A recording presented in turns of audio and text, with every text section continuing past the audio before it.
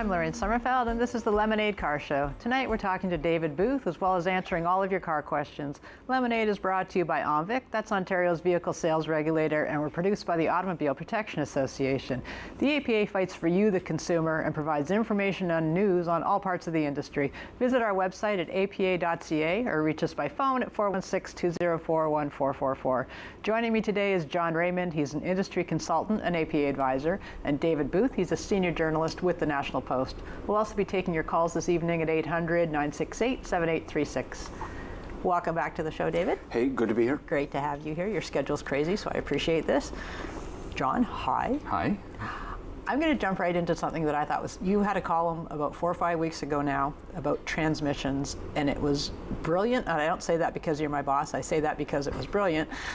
You explained to people what we don't understand about transmissions and the changes that have taken place and what we're actually buying. Can you give us a little primer on that? Well, what it was instigated by was, for the first time in quite some time, J.D. Power, that rates cars for reliability, had noticed that reliability ratings had actually gotten worse. And it's the first time I can remember, 10, 20 years, whatever it was. And it was mostly because of transmissions. Transmissions have typically been the most reliable pieces of an automobile. You got a 5-speed manual transmission or a 6-speed. People have been making them for a long time. You got a 6-speed automatic. People have been making it a long time. They know how to build them. Suddenly there's problems. So did a whole bunch of investigation, and it turns out that it's not so much, well, part of it is some of the transmissions are new technologies and they actually have some faults. Part of it is people don't understand what they're buying. So you take a manual transmission, everybody thinks they know it. You've got gears in a transmission, and then you got a clutch. Imagine 2 plates that are revolving, and when they're stuck together, the engine is connected to the wheels. When they're apart, they're disconnected and you can shift gears. And that's why you slip them in, because if you just dumped it, you get that jerk when you go forward and you dump the clutch and you're 16 years old and you've never driven before. An automatic transmission, and I will get to the point in a minute, an automatic transmission has different gears, but that doesn't matter. It has a torque converter. And instead of 2 plates, it has 2 fans in there. And those 2 fans are only connected by an oil bath. So one fan spins and throws oil on the other fan that drives the rear wheels. It means that instead of having a solid connection, you have a fluid connection. It's much softer, it's much smoother. That's why people like automatic transmissions. It's very smooth. Now, to the point I was getting to, people have been going into their dealerships and buying what's called dual clutch transmissions. They're being sold as automatics because there's no stick shift, there's no clutch, and you just put it in drive and you drive away. But they're not automatics. They're actually manual transmissions that have a whole bunch of little robots inside that are shifting the gears and doing the clutches for you. In fact, there's 2 clutches in a dual clutch transmission.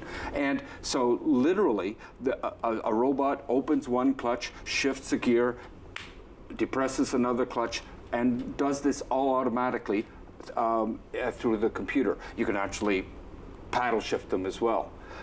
The problem is, of course, it's now got a clutch. That's a mechanical connection, not a fluid connection. So it shifts more abruptly. And that's where most of the complaints were coming from. People were buying, say, a Ford Fiesta, thinking they're getting an automatic transmission that's nice and smooth. They were actually getting a double clutch transmission, which, while it is automated, is not automatic. And things that people were accustomed to, like a car, an automatic that will creep forward, okay, on a dual clutch, it doesn't creep forward. No. So under the J.D. Power survey, they're saying, there's something wrong with my transmission. It's not like it was before, so there has to be something wrong. It's just the consumers weren't described what this transmission was and how it reacted differently. Now, is this across most makes?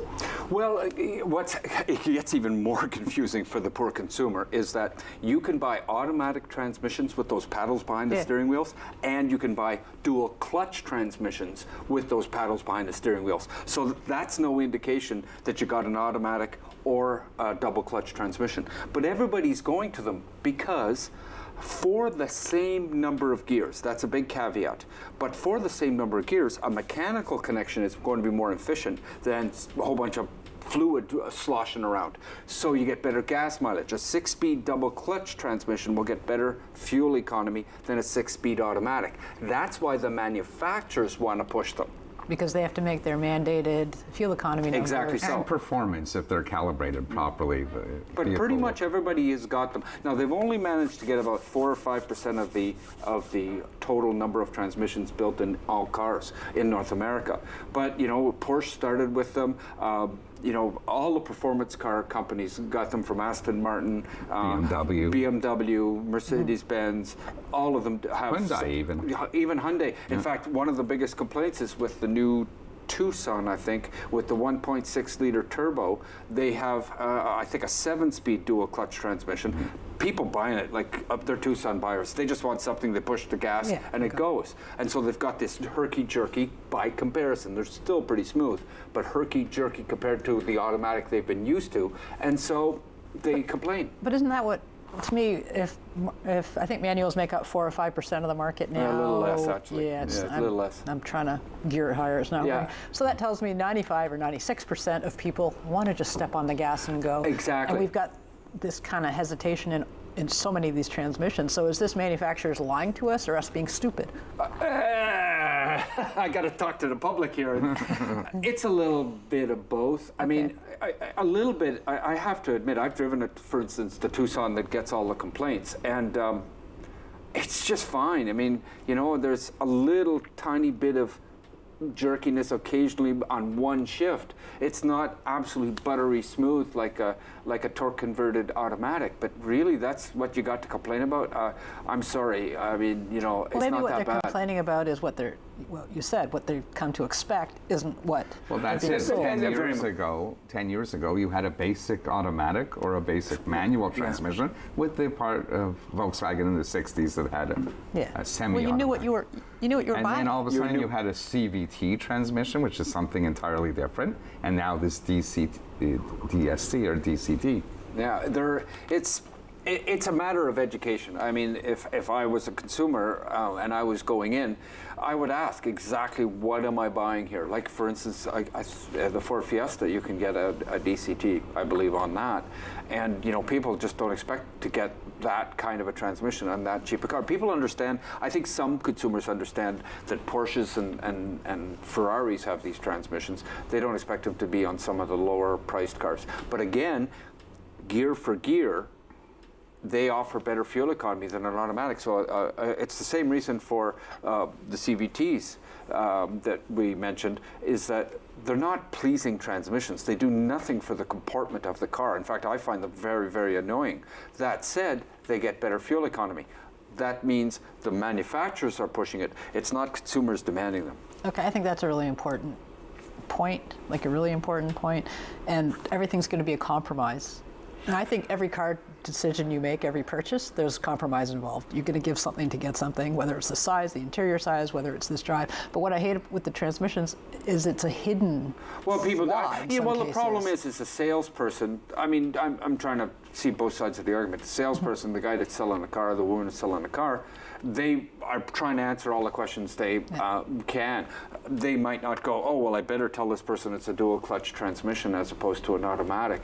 It is up to the consumer as well to be informed as well. It's a 50-50 arrangement. Nonetheless, there's a strong evidence that says the problems with transmissions, while there are some reliability problems, it's more a lack of understanding of what they're getting. And that's why you and I say week after week, it's important for somebody to go in and do a road test and understand the drive and what they're getting, and if that will be to their liking. I would just like to have salespeople that just did what David did and describe that to people. Like on YouTube, when you teach someone to drive a standard, right. I showed them this graphic that shows them, so you know what your hands and feet are doing. It's like, oh, a little light goes off when they can see it.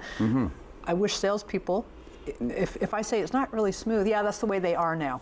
That's what they say to you. Yeah. That's the way they are now. And the truth is the salespeople have the tools. There's good product information that the brands offer, and on a road test they could explain it. The other thing with a DCT transmission, the fluid is very expensive to change at the 60 or 100,000 That's kilometer stuff mark. people should know. I just think what you said made a ton of sense, and I could go, oh, okay, and I could say I'm going to get more fuel efficiency from it, so I'm understanding the difference between this and Yeah, you've got one that's absolutely connected. You've got one that's just connected by a whole bunch of a fluid. bunch of stuff. Yeah. The Lemonade Car Show, brought to you by OMVIC, Ontario's motor vehicle sales regulator, returns after this short break. When we come back, we'll be taking your calls at 800-968-7836. Here we go.